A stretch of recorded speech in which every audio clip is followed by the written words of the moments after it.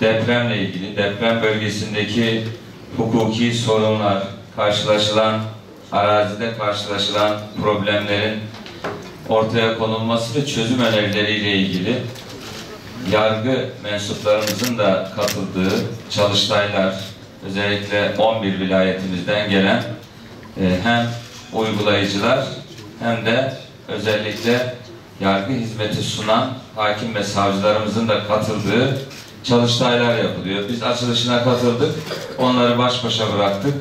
2 gün sürecek ve oradan çıkacak olan sonuçlar ışığında da önümüzdeki süreçte daha ne yapılabilir bu noktada çalışmanın gayreti içerisinde olacağız. Tabii 6 Şubat depremleri dünya tarihinin en büyük depremi. Tarihte görülmemiş büyük bir felaketle karşı karşıya kaldık.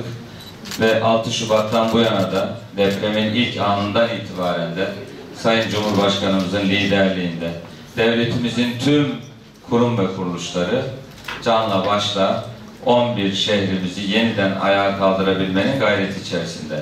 Tabii giden canlarımız oldu. İnşallah önümüzdeki süreçte yine önce insan diyeceğiz. İnsanımızı güçlendirmeye devam edeceğiz.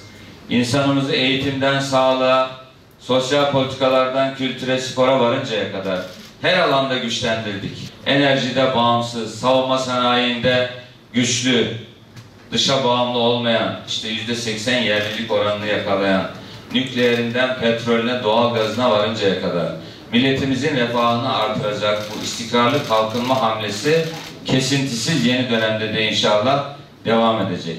Tabii Türkiye'yi terörden arınmış, şiddetten arınmış, terörün her türlüsünden arındırarak yolumuza devam edeceğiz inşallah.